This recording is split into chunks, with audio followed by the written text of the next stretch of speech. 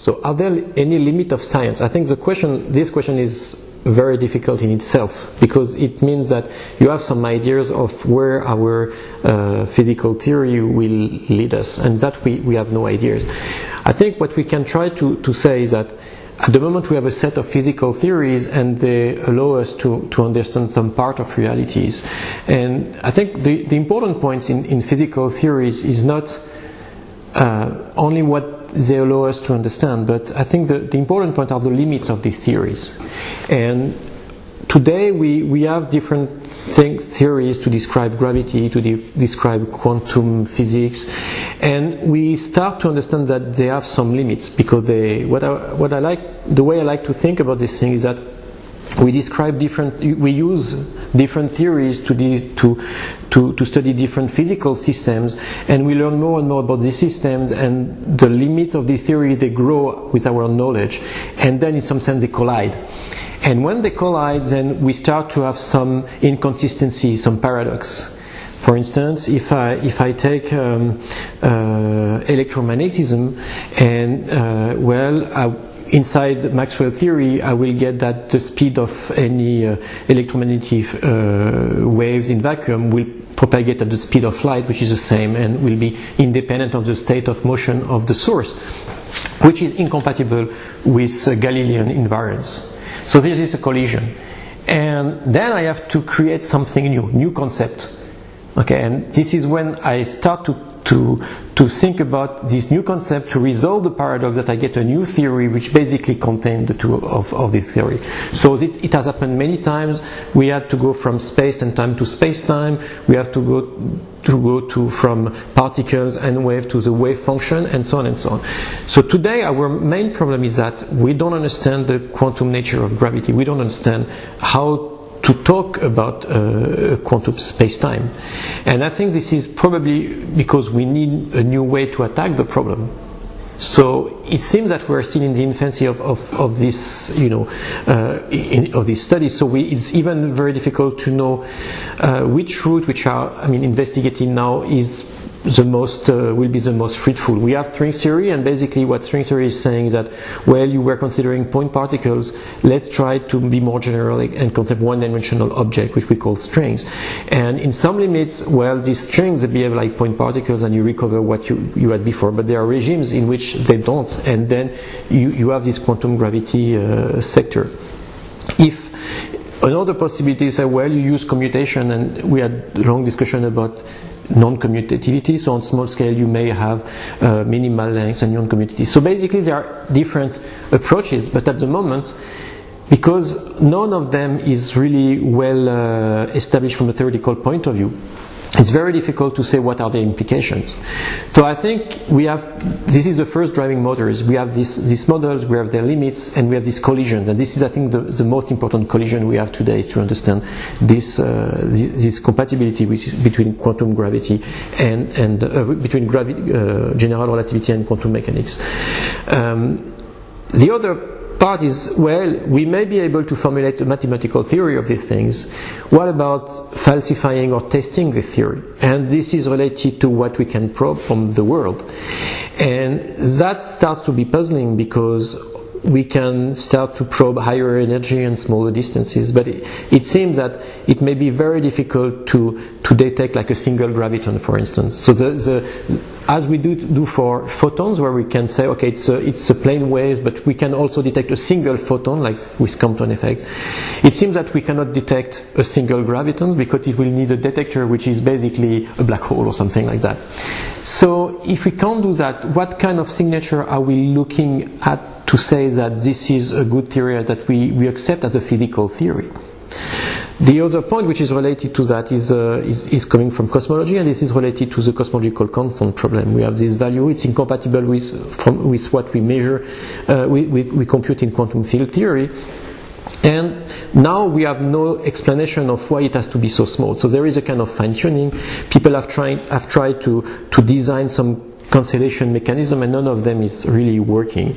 And it seems that in the standard approach, one of the, so I mean, not consensus, because there is no consensus at all on this topic, but one way would be to consider like multiverse, multiple universes, and that is a complete new paradigm.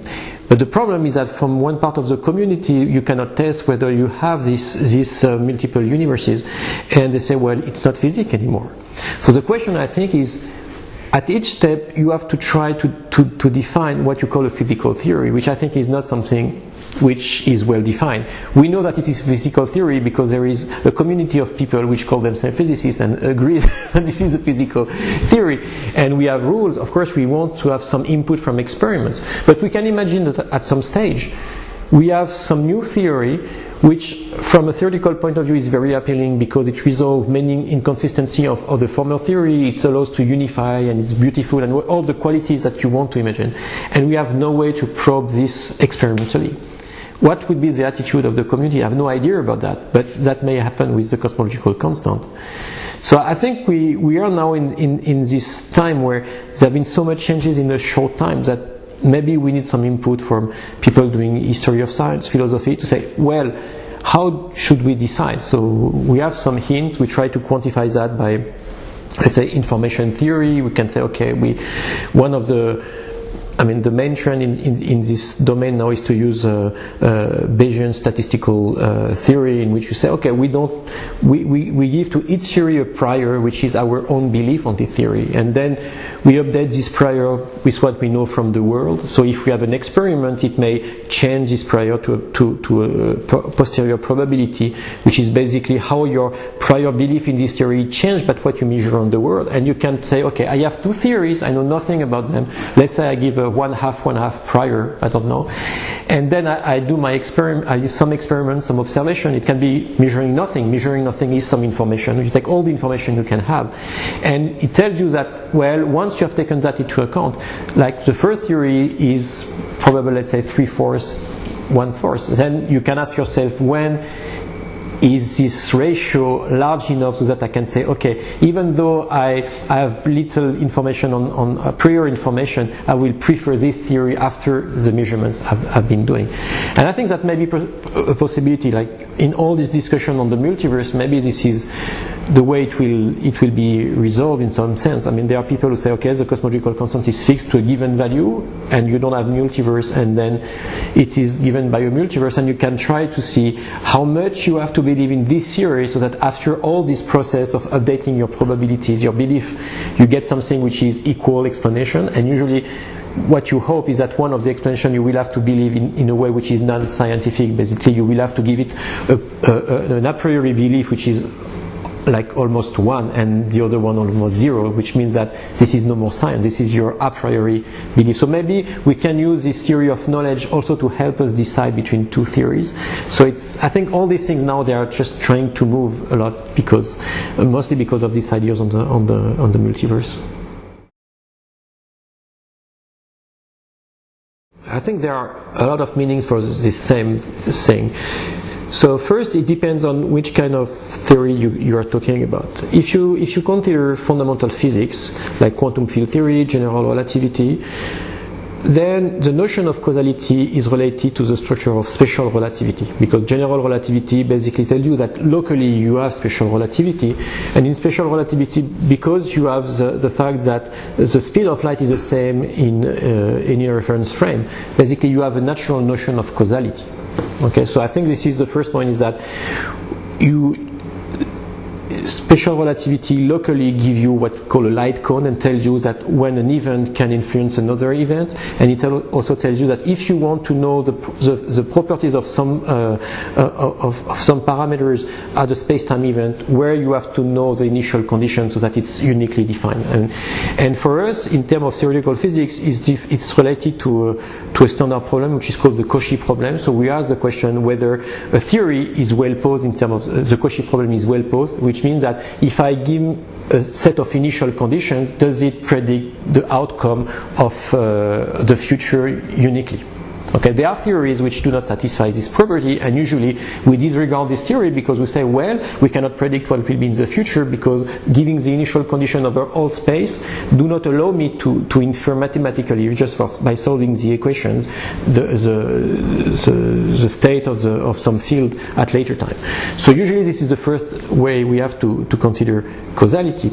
But the issue is that what happens when you have more complex phenomena that appears? Because as soon as if you just consider quantum field theory or nuclear physics or atomic physics, we can argue this way. The classical mechanics also. But now imagine that you have some complex phenomena which retroact on your dynamics.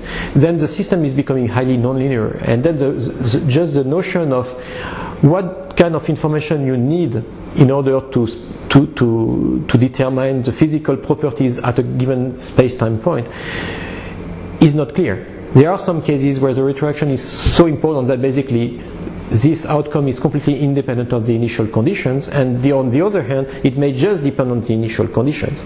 So I think now we are in a time where people start really to try to make the connection between fundamental physics and complex systems, and we have been given many examples today of these kind of connections, but it's still in infancy in some sense. There is no concrete model in which you see this higher level complexity appear dynamically.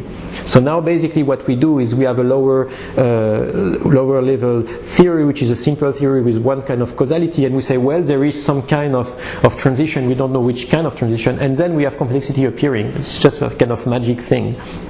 And then we have this new kind of retroaction, which is called top-down causation, and say, okay, if this is important on different scale, on a set of scales, then it will not depend on the property of the lower theories.